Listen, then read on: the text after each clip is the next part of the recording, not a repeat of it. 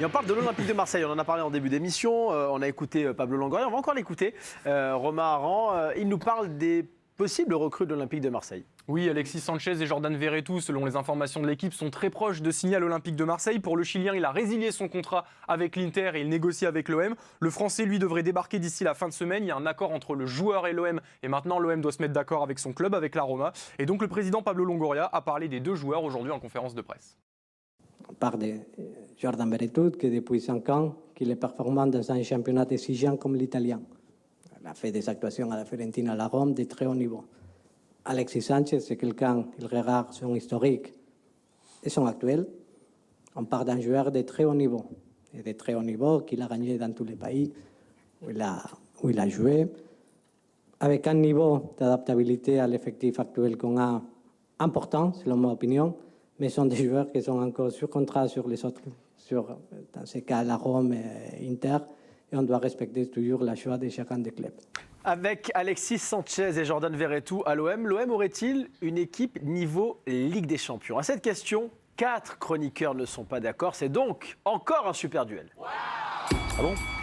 Eh oui, super duel royal même, parce qu'à ma gauche, c'est la revanche.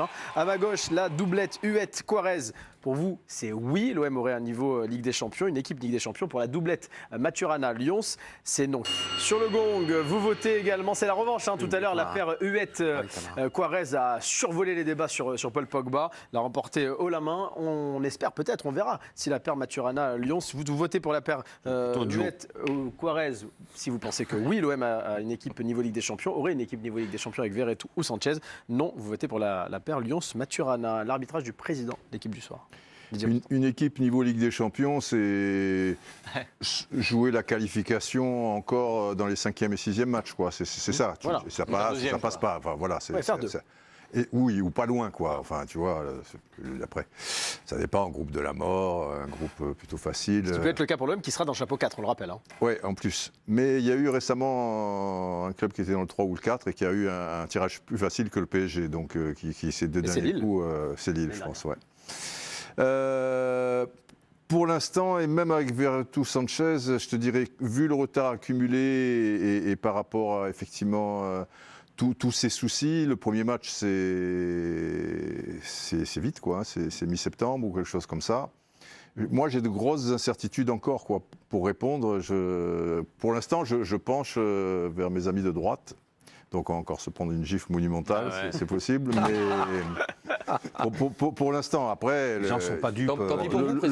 Tant pis pour moi, le 31 août est encore loin. Bon, ils ne sont pas là, les deux. Non, ils n'ont pas encore signé. C'est pour ça qu'on les a mis en rouge, d'ailleurs, dans ce compo probable tu vois, est-ce que Verretou est un joueur qui a le caractère pour entrer dans la tourmente au Vélodrome si ça tourne mal?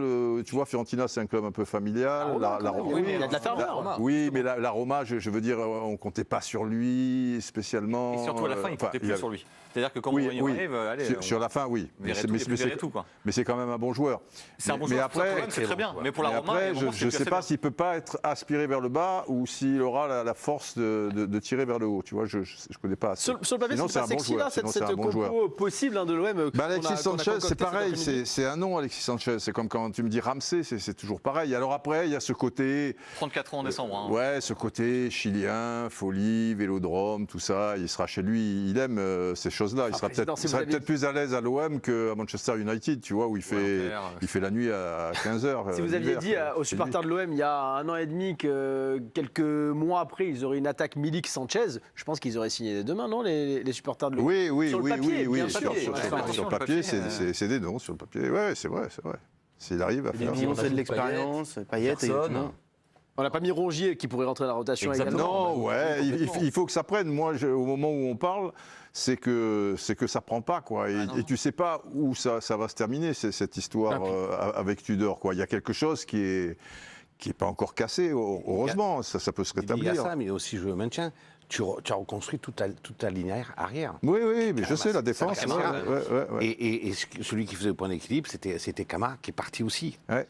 Donc je veux dire, ça va être un gros manque. Camara, ça va être un gros manque. La structure défensive, tu l'as plus, quoi. Et alors, je sous-estime pas le niveau de Gigot. mais t'as pas de garantie, quoi. Non, t'as pas de garantie. Pour l'instant, tu n'as pas de garantie. Dans cette équipe, Karim, il y a les 3 recrues derrière, mais Balerdi est toujours là. Oui. Il a été opéré à l'épaule au mois de mars. On l'a vu, il a fait son retour. Il a joué contre Milan dimanche. Oui, enfin, Balerdi, c'est pas l'assurance tourique. C'est pas un nul non plus. Enfin, c'est un André bombarde, on avait dit le plus grand bien à l'époque, et il y a eu des matchs où il avait été plutôt. Puis l'OM a mis le prix pour l'acheter, 10 millions d'euros à Dortmund. Et pas mal de matchs où il est passé à côté. Il était à la cave il y a un an, soi-disant numéro 5 dans la hiérarchie, et il a fait taire pas mal de sceptiques, et il a joué. Je dis pas qu'ils vont jouer là, mais alors qu'il est dans cette. Ils sont dans l'effectif. Ils sont là.